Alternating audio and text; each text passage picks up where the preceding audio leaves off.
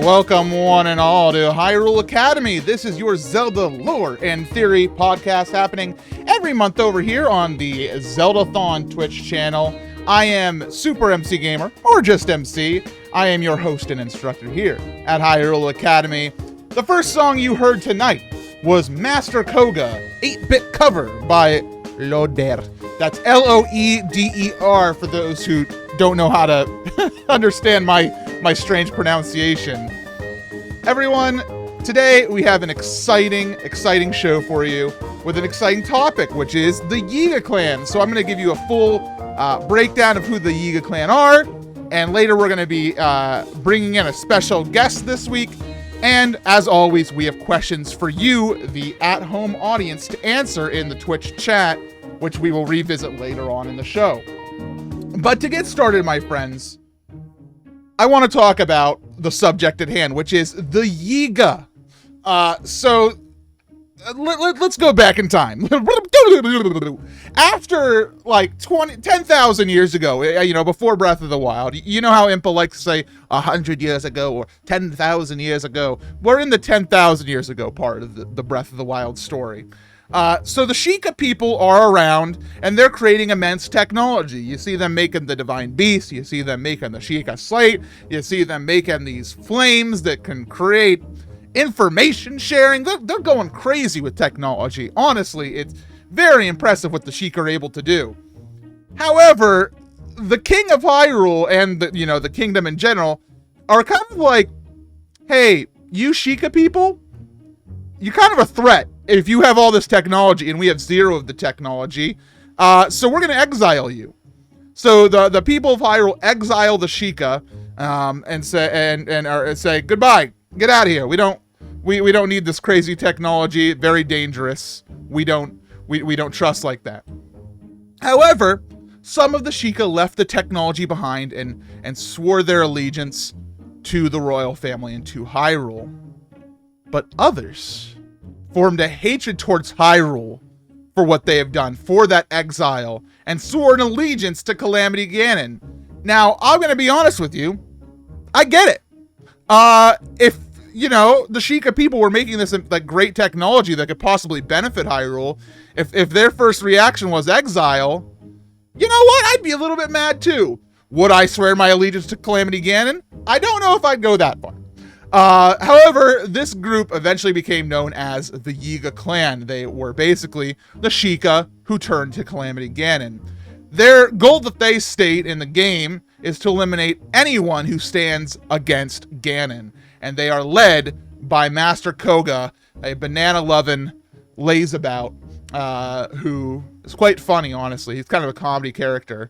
But as we're about to find out, the Yiga people are not to be clowned with. Because in the story of Breath of the Wild, we meet a man named Dorian, and we find out that he was previously a member of the Yiga Clan. He is in in Kakariko Village and is part of a side quest. When he was in the Yiga Clan, he met his wife and had 2 daughters. And it was at this point he decided that he wanted to leave the clan, that the Yiga were not what he was about. He was about the love for his family. And what is possibly one of the darkest pieces of lore in the Zelda series, the Yiga Clan killed his wife in retaliation when he tried to leave. They killed his wife. Murder! Like, this isn't Legend, this isn't like, normal Legend of Zelda, oh, he was failed. No, the Yiga Clan killed his wife.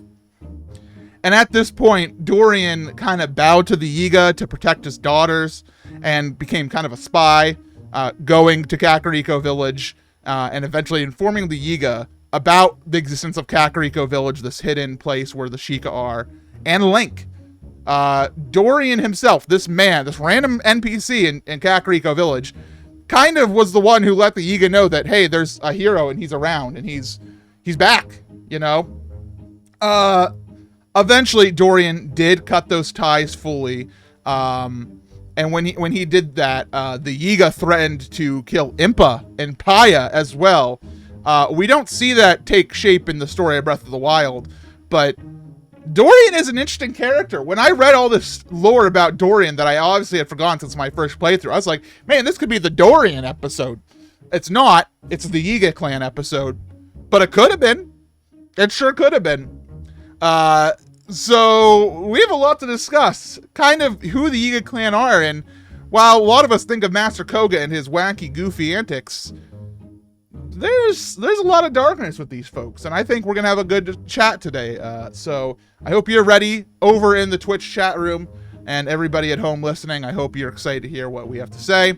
This week, I have a special guest, Captain Trina. She'll be joining us after the first music block, and I always love talking to Trina about Zelda lore. She has been one of the longest running members of the Hyrule Academy family, and I know she has the text dump of Breath of the Wild ready to go, so we're going to have some interesting tidbits of information coming from her in just a bit. But first, before we get into our first music block, my friends, I have a couple of questions for you to start discussing at the chat, kind of spark this discussion off of the Yiga Clan. The first question that I have for you is, what type of goals do you think the Yiga Clan might have? We obviously mentioned that they want to kill people who are, standing in the way of Ganon, but what other drive do they have? Does the Yiga Clan have? What do they want to do? What are their drives? Also, could the Yiga be responsible for some of the issues we see in Breath of the Wild? Obviously, Calamity Ganon is the one who spread the malice across the land, but what else could the Yiga have been doing that has caused a ruckus or a stir in Breath of the Wild? And lastly, do you think the Yiga could be redeemed? What could the Yiga do? How would they reintegrate into the society of Hyrule? That's a lot of hard questions, and I know you guys will do your best to answer them over in the Twitch chat. And in the meantime, enjoy this music. We'll be back with more Hyrule Academy.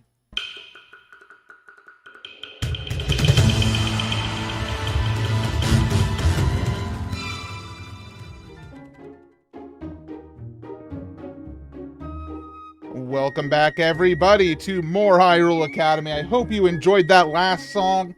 That was Blades of the Yiga. That is from Hyrule Warriors Age of Calamity. Hyrule Warriors Age of Calamity had some amazing music, and I'm glad that we get to feature a little bit here on the show. I hope all of you enjoyed that. Anyways, my friends, today we have a wonderful guest with us to talk about the Yiga, and that is the one, the only, Captain Trina. Captain Trina, welcome to the show. Sup? How are you doing today? Pretty good. It's been a very rainy day here in Indiana land, but it's better than the heat we've had, I'll tell you what. Yeah, no, we had the remnants of Hurricane Ida roll through where I was, and it was one extremely scary, stormy night, and then it was just kind of cool, and I was like, the heat wave is over for now. You know how it's been. Yes. It'll come back. It'll return. So, before we get into the Yiga, I kind of have a few questions just to, break the ice a little bit. And first of all, I want to find out, what have you been playing lately? What type of games have been on your plate?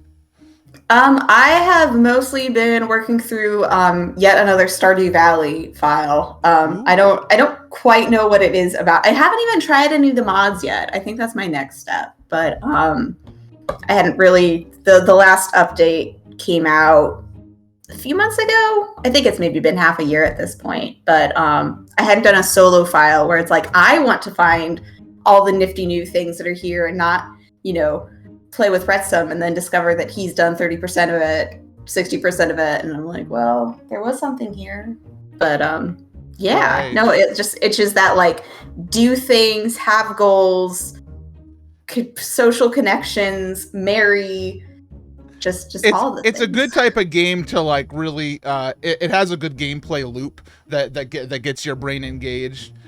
Did you hear that they're doing like a Stardew Valley esports thing tomorrow? Yes. Oh, it's tomorrow. I did not know that. That's yeah. Or I think I saw Catherine say somewhere it was tomorrow. Yeah, like that sounds, because it sounds like it's not, like, how would you really speedrun the game itself? Like, there's only so much you can do. So it sounds like the creator is just coming up with, like, arbitrary but, like, challenging just like sets of things that are worth points, and people get to kind of just choose which direction they want to go with it, which sort of feels like it's keeping with the theme of the game already, right? There's no one right way to play Stardew Valley. Right. Which, I mean, is exciting. I'm gonna try to tune into that because I'm interested from a curiosity standpoint how they do this with Stardew Valley, because I like when games explore like the competitive side of a relatively uncompetitive game. Honestly, I think it's fun. I think it's interesting. Yeah.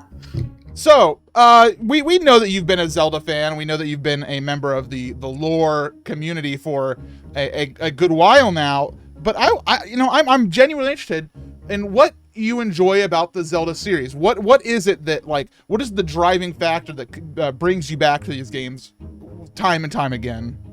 Ooh, that's a good question. I mean, sometimes it just depends on the Zelda game. I mean, my first one was Wind Waker, and for that one, it was absolutely like the ridiculous number of side quests and explorations, and just like, oh, here's a new island. I know there's going to be at least one thing on this island, probably more like 3 or 4. But then probably the next one that I played would have been Twilight Princess. And that one really got me more with the characters. And when I got around to Majora's Mask, that one has a lot of character intricacies and just a really interesting world. So I feel like from game to game, the level of those two changes, but all of my favorite Zeldas have at least one of those in a very strong form, I think. Yeah, that's true. I've always felt that some Zelda games excel in some areas while they kind of falter in others. In general, all Zelda games end up being at least good, if not great. But is there anything in the Zelda series that you're kind of like on? Like are you someone who just absolutely is like, I don't want to do piece of heart collecting. I don't want to do that. Or you're like Korok seeds, the golden bugs. It's not my thing. It's not my thing. Other than Korok seeds, I have 100% collected everything that can be 100% collected. I don't know, like whatever Triforce Heroes was. Oh, which, I mean, it's not even like, obviously it was hard to find, 2 other people who were competent enough to play with in the first place.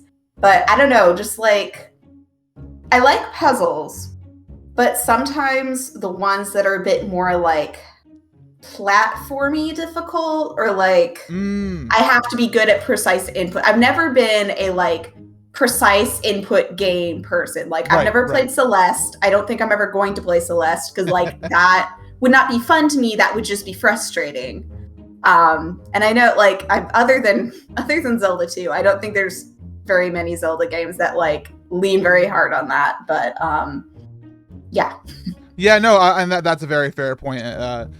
People don't go to Zelda for platforming; they go to Mario for platforming. So that's a very fair point. Anyways, on subject for today's episode, do you have any thoughts about the Yiga Clan as part of the lore of the Zelda series, and more specifically, Breath of the Wild?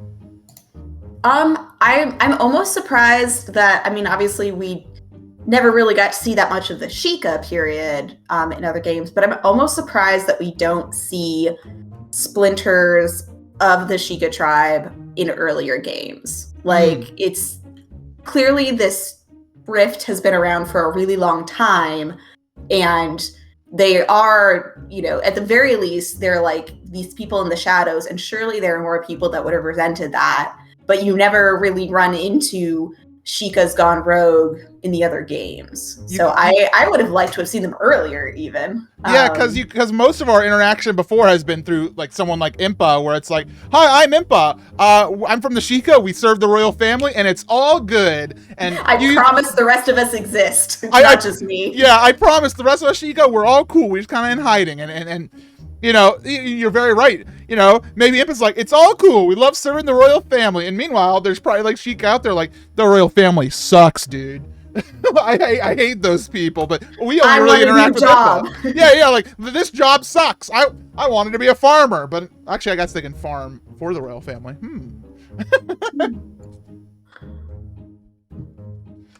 So how goes your text dump exploration of Breath of the Wild about the Yiga? A lot of it is the stuff that you covered at the beginning, but there's some interesting like little tidbits in there that I think will be interesting to bring up. Like they just like in one of the description for the ones that like use the blades, because there's the different ranks, right? Yeah, the blade it's masters. Like at this rank, they've mastered a technique that allows them to manipulate the very earth. Like just casually throwing out there, by the way, some of them are earthbenders, I guess. Yeah, whoa. I did not read that description. That is interesting. So they have a rank system where they are mastering arcane arts of some sort? I guess. That's interesting. Man, I want maybe it's through their dedication and connection to Ganon. Maybe they could gain powers. That'd be really interesting if Ganon does reward loyalty. We've seen with people like Zant. Interesting. Ooh, I have a theory there. I like that.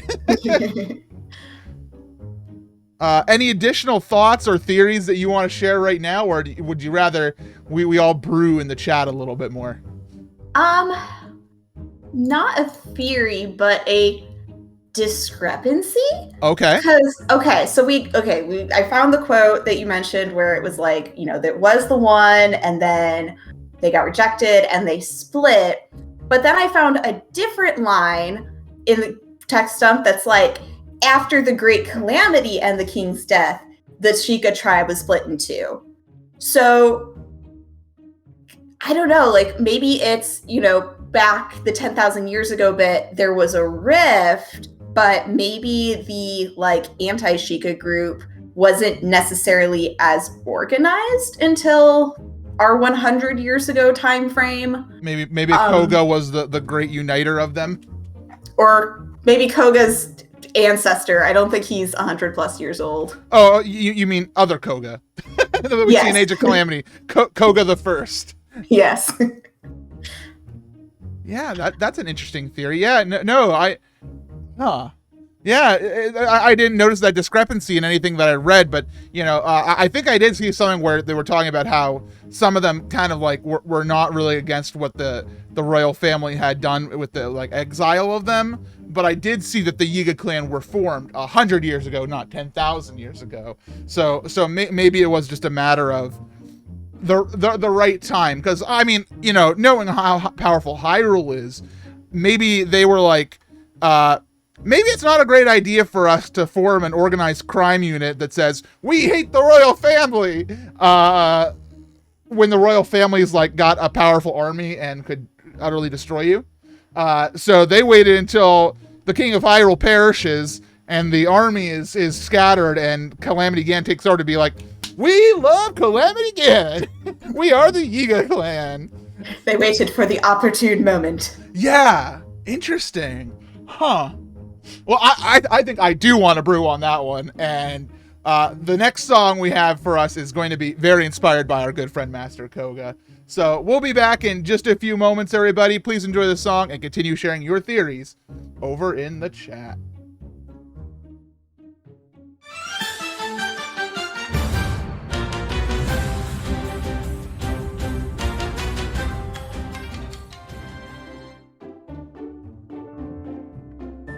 Welcome back, everybody, to more Hyrule Academy. I hope you all enjoyed that last song. That was Master Koga, Top Banana of the Yiga Clan from Hyrule Warriors Age of Calamity.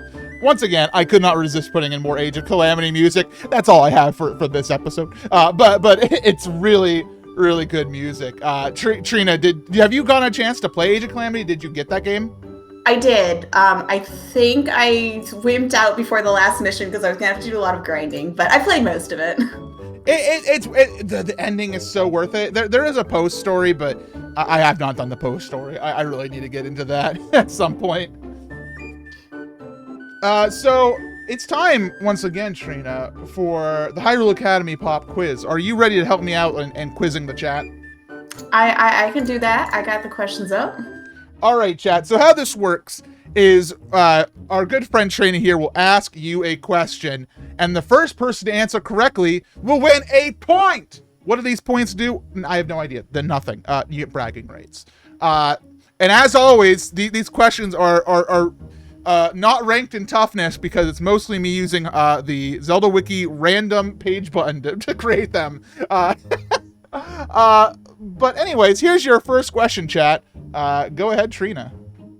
In Lina Village in Oracle of Ages, there is a farmer who gifts you a gacha seed. What's his name? I love the Oracle games, but I gotta say I hate the gacha seeds. I only played them once, and I have blocked most of it out of my memory. I need to get back to them. Yeah, it's the Oracle games are really good, especially if you're a puzzle fiend. At least like me, I'm a puzzle fiend. Anyone in the chat got this one? We will have a time limit. We know that there's a Twitch delay, but it's not that bad. We have a pass. Nah, I'm not about it. Nobody knows his name. This is one that I would have known. I wouldn't. You would have known this one? Okay. I'll give it a count of 5. 5, 4, 3, 2, 1. And the name is Pippin. Pippin from Oracle of Ages gifts you a gacha seed. My favorite Hobbit. That's a lie. Samwise Gamgee is my favorite Hobbit. I love Sam. He is very, very good. I've only started to get into Lord of the Rings, but the more I've seen Samwise, I'm like, yep. He the best. He's a good boy. All right, Trina, can you give the chat the second question? In Ocarina of Time's back alley, there is a shop that specializes in selling what item? Now, this one, I feel like is a gimme. I feel like if you don't get this one, chat, we're going to have words. Potions? No, Shasto. Absolutely not wrong. Shasto gets negative 30 points. Pose? Nope. Negative 30 points. Bomb Shoes? That's correct. Triforce 1981. The correct answer is Bomb Shoes, the Bomb Shoe shop. Triforce 1981 gets 1 point. Orion, unfortunately, you're a little bit late, but you know what? I will give you a spiritual point, which is not a real point, but you can feel it in your soul. We have one more question here on today's Hyrule Academy pop quiz. Trina, what is our third question? What outfit in Triforce Heroes gives all 3 Links benefits if they are wearing it together? This one, and I'll help the chat out a little bit. You get by buying it with 5 friend tokens. I was about to say, I did not get this outfit. I don't have no memory of it. I unfortunately got it because every Zelda 100%. Answer, the OU football uniform. Unfortunately, Richard Sooner Girl, it is not the OU football uniform. Sorry, Amy. A good try. We have a pass. I like when the chat's just like, nah, I'm good. I got the outfit, but I forget the name. If you describe it well enough, I will give you half a point. Because that would be funny to me if you try to describe this outfit. Oh. I think I know which one this is. It's real goofy looking. It's real goofy looking. I'm going to give a count of 5. 5, 4, 3, 2, 1. And I'm sorry, chat, you do not get the point. The answer is the tri-suit, which is, it's like red and has like a adornment on the head. It looks like a Power Rangers outfit. It is like a Power Ranger outfit, and it's basically like an endgame outfit that you get. And it's really cool, but the problem again is you usually only get the tri-suit towards the end of the game. So it's like, yay, now I can use this on nothing. Now that I already did the hard stuff. I mean, unless you're doing a Drablands challenge. If you're doing Drablands challenges, then you're going to be happy. Anyways, folks, everybody at home, we got a little bit more time for you to discuss the Yiga Clan over in the chat. And this next song's kind of a longer one, so you have plenty of time to discuss. Please enjoy the music. We'll be back with more Hyrule Academy.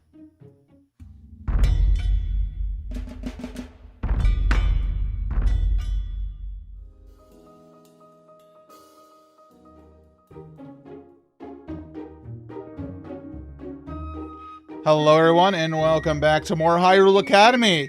Over the break, you got to listen to a nice long song. That was Rito Village by Insane in the Rain Music, a good friend of the Zeldathon channel, and Alex Effling. Thank you very much for that. That was once again Rito Village, and that song slaps. Trina, have you happened to hear that one before?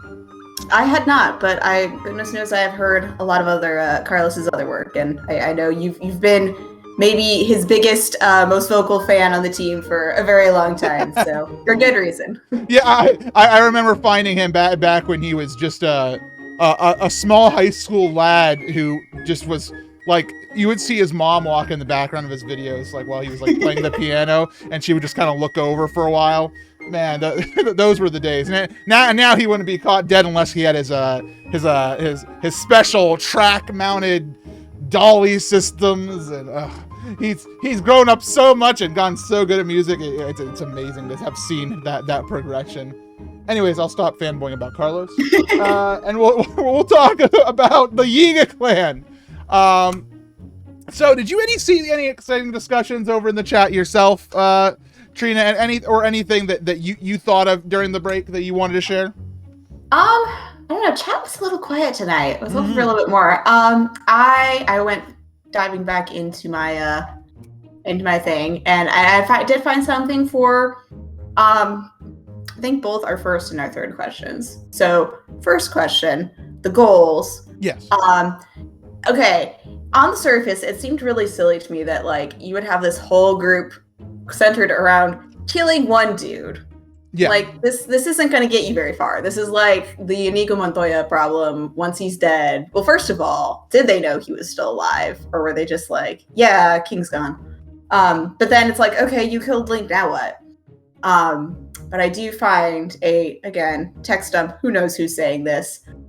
They joined together as the Yiga Clan, seeking out all who oppose Ganon, cutting them down one after another. So I think just more generally, the mission statement of the Yiga Clan is to go fight whoever is getting in this dude's Ganon's way. And we just happen to be, once Link is awake, we're public enemy number one. They know we're a big deal.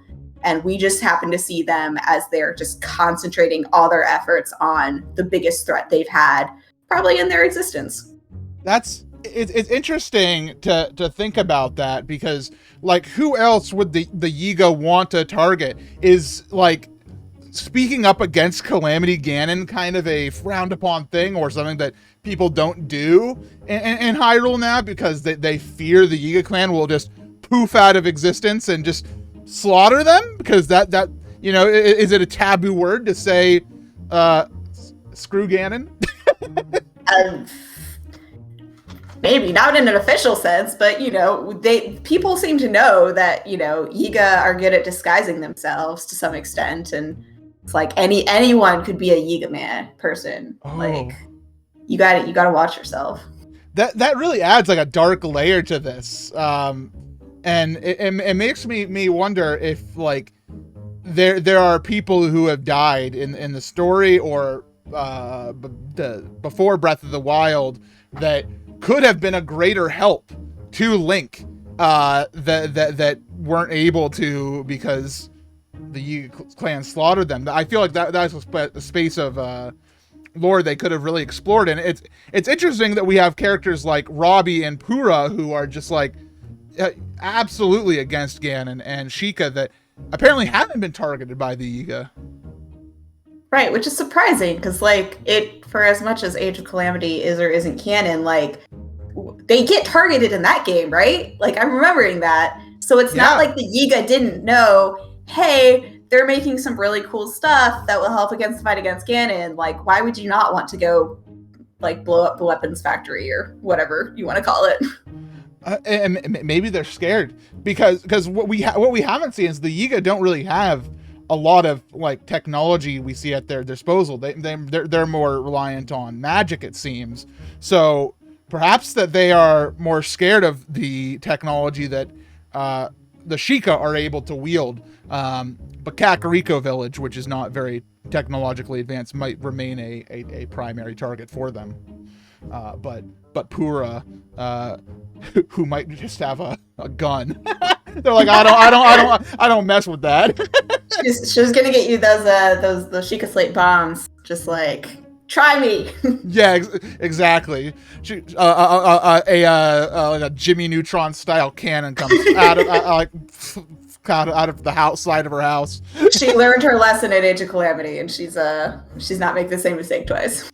Yeah, absolutely. One thing I saw in the chat from Young Lions said that maybe one of the goals of the Yiga Clan might be to actually work together to help the Ganondorf that we see in the Breath of the Wild sequel trailer resurrect, and kind of they might know about him. Like we hear that they bow to Calamity Ganon, but what if they know more than we do, and their goal is kind of right now destabilizing the defense of Hyrule, so that when Ganondorf himself wakes up, they're ready to rock and roll.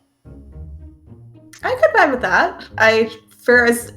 Whatever sentience sort of ties back to our episode a few months ago about Calamity Ganon. We weren't entirely sure how much he's like sentient at this point, but if he is, like, he's got to have some sort of plan for when he breaks out, other than just like, all right, which way to the takeover spot? Like, I would be laying the groundwork. Yeah.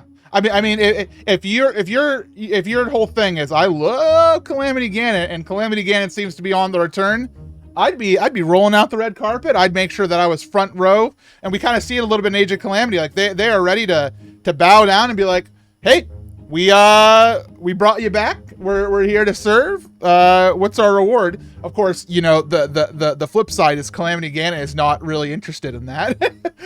Calamity Ganon's like, who are you? Just please move out of the way. I need to kill Link. You obviously haven't. So yeah, I think that's really interesting. One thing I noted as well is when I heard about the murder that the Yiga did, I thought it might be that they might be more involved than we thought. You know, the Yiga are still members of, you know, like previous members of the Sheikah. When Calamity Ganon is resurrected 100 years ago, and he's able to take over the Guardians and the Divine Beasts, I never really wrote that off more than just spooky Ganon magic. But could it have been that the Yiga themselves were a little bit more involved than we think, and have been able to share the secrets of, you know, over the past 10,000 years of the Sheikah technology to Ganon, and Ganon has been able to use that knowledge to accurately take it over? It is like add a little bit more wrinkle than just magic MacGuffin. I don't know. Do you have any thoughts on that? So, like, giving him basically the magical, like, blueprints for them. Like, it's the heist movie. It's the heist movie where the person, like, rolls out the map and, all right, here's the duct that, like, gets you behind the security, and here's where you shut off the lasers, and, like... And here's the password to the mainframe. You know, I was able to find this in ancient Sheikah text and stuff. I think there's a definitive possibility, and I honestly, obviously I like my own theory, but... I think there's something there. I'm going to kind of skip around here. Also to a question that was shared in the chat from Lions as well, saying, do the Yiga Clan arts use malice? Like, we see them teleport around. We see them do the earth bending that you previously mentioned. We see them do some advanced magic in the game that does not seem to be similar to Sheikah technology. Could that have been something that they are able to channel the malice that Calamity Ganon produces? Maybe? I don't know. I would sort of expect, like, I don't know. I just really strongly connect malice with, like, purple, first of all. Yeah, dark purple. I don't see any dark purple poofs. I feel like we'd have to know whether they had that. If people, you know, we established that maybe the Yiga Clan, quote unquote, didn't exist over 100 years ago, but the fringe members of the Sheikah, did they have that ability before Ganon reappeared? Because I think that would sort of give us a time frame for it. But yeah, I don't know. We've seen Sheikah. We've seen Sheikah use magic before, especially you know, obviously I've been playing through Skyward Sword because of the HD remaster. We see Impa do some pretty cool things involving shields. She creates like a little ball of light that blows up the one gate of time. You know, like, Sheikahs have magic abilities. And it could be that if the Yiga were prevented and exiled and removed from the technology that made them, enemy of Hyrule as a kingdom, they may have just turned to the mystic arts instead. They say, you take away our technology and we're going to develop our own magic, while the Sheikah were more like, oh, sorry, Hyrule, we're just going to farm some carrots in Kakariko Village and we're cool, we're chill. Right. I mean, we know that there's definitely magic that exists separate from Ganon or even the goddesses, because like Twilight Princess, like the magics that the Twilight Realm folks have, like Midna had her own powers, like the helmet, the fused shadows, were like a separate magic system from Ganon magic or from goddess magic. So there could be a whole gamut of sub magic types that we usually don't see. I'm a sucker for a fantasy system with magic. One thing in the Zelda cartoon, I can't believe I'm bringing this up during Hyrule Academy, is that there's a line from Zelda when she's like doing up her hair with magic or something, and she's in a village, and she's talking about how everyone in Hyrule has a little bit of magic, and there's also like a magic show type or like competition at the castle at one point where everybody's like, oh, I'll show you my magic, I'm gonna make this bean grow. And I've really enjoyed the idea that in Hyrule there is a low-level magic that everyone kind of has, but most people just aren't gifted enough with it or don't train with it enough. But there are some people who are more gifted in magic than others. We see like in Zelda 2, like the old men who teach you magic. Maybe they're a little bit more well-versed in it. And I've always liked that. We don't really see it in the actual canon, but I've always liked that just because I love worlds that have that. Where is my Zelda magic school like spin-off? Where's the Hogwarts equivalent in Hyrule? we honestly, that would be a good story in itself if like the chosen hero was actually just a student at Hyrule Magic University, Hyrule Magic High. Goodness knows there's enough high school AUs out there. There's a whole animated series right now. Make a college. Let's get out of the high school, AU. Little Link out of Academia. All right, thank you, chat. I don't really have much on the way of like, can they be redeemed? We did see Sheikah Zelda say that the redemption of the Yiga is seen in Age of Calamity, because they see that Calamity Ganon's maybe not the best thing for them, and that Astor is kind of a jerk, so they kind of like, hey, Link, Zelda, sorry about that whole we hate the royal family thing. Let's get that Calamity Ganon, which it's not the most well written, especially when you consider of how cool the story of the Yiga is, for them just to be like, never mind. But I don't know. Do you have thoughts on this, Trina? So I think there's one specific factor that sort of makes the Age of Calamity thing works. And that one factor is Koga's not dead. There's a line I found on the deck stump that, his mastery of the esoteric arts has earned him a deep respect. Even if he were to die, his followers would never give up on their one and only task. This sounds to me more like our modern, whatever the Yiga Clan started as, modern Yiga Clan is almost more of a like Koga fan club, and like whatever Master Koga wants to do is what they're gonna do. So in Age of Calamity, if he like Koga suddenly changes his mind, it's like, okay, actually we're gonna fight with these guys instead of against them. They'll be like, whatever you say, boss. How I've been kind of a cult leader and kind of telling how our entire mission is screw the royal family for the better part of a decade or so. Yeah, forget that. Hyrule, the royal family, kind of cool actually. But like they, for whatever reason, they really, really like this lazy banana man. And like when we kill him, I highly implied we kill him anyway. Everyone else seems to think he's dead in Breath of the Wild. We've lost our chance to sort of reprogram the clan, as it were. Oh, interesting. So they're now stuck on whatever he told them to do before he died. So So you think the redemption of the Yiga clan was more tied to Koga than the Yiga themselves? Yes. Ooh, that's interesting. I like that. That's real good.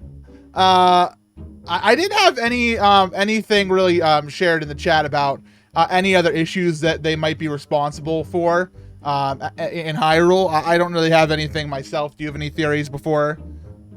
Yeah, not really. Like, we know that it sounded like they weren't doing much of anything that people knew of, at least, right? Like, there's a lot of lines about, like, oh, the Yiga clan is active again, or they're back, or so if they were doing anything, it was probably just like subtle stuff that no one would have even like picked up on. There was a problem. Yeah, I don't know. Yeah, I'm with you. It seems like the Yiga are more generic baddies when it comes to that type of stuff. They're into the big business. Anyways, we have a little bit more Hyrule Academy for you all, but we're gonna take a short break. We'll be right back.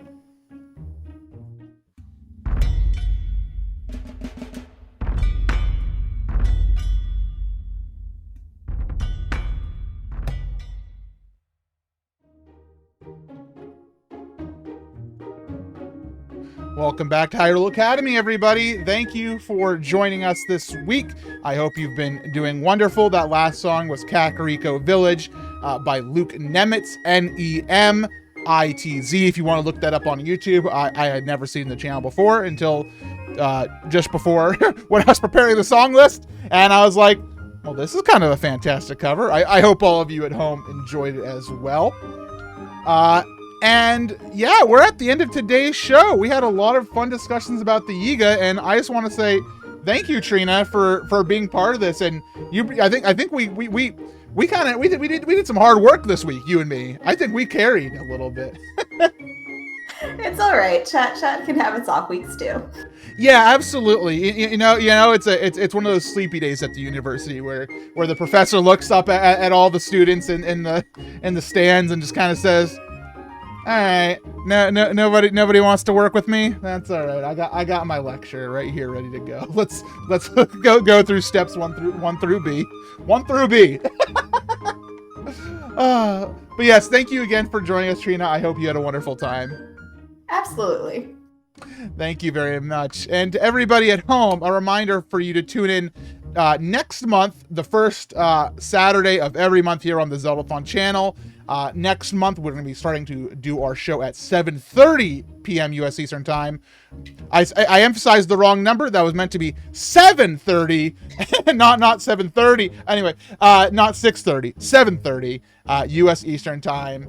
And next month, everybody, we are going to be discussing the Forest Temple. You might be saying the Forest Temple in which game, MC? Ocarina or Twilight Princess? They're both called the Forest Temple. Kind of both. A little bit more focused on Ocarina of Time, but I think I assumed Ocarina because ghosts and October and spoop. You got me. You called me out. I was like, where were ghosts? And I was like, could I talk about the alien ghost things? And I was like, I think I did that before. I don't really want to do that. I was like, Forest Temple. I thought we could have some fun with that. We'll probably stray into some Arbiter's Ground territory as well. All of you at home, if you want to share ideas about the show, or if you have theories that you have that you didn't come up with live, feel free to tweet them at me, at SuperMCGamer. Big thank you to Eric Buckles for the use of the Hyrule Academy theme music. And thank you again to Trina, and thank you to the chat for your hard work this week. Gold stars for everybody. Gold star for you, Trina. Right. Put it on my wall of stars. A gold Triforce even, perhaps. Everybody, thank you for tuning in. The last song we have for you tonight as we outro is the Yiga Clan Hideout theme from Breath of the Wild. Thank you very much, everybody, for being part of this, and have a wonderful evening.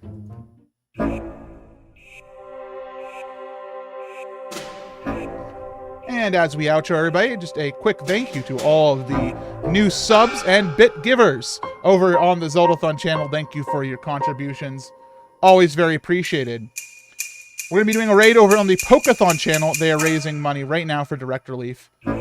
Give them some love from the Zeldathon crew. Thanks for listening, everybody.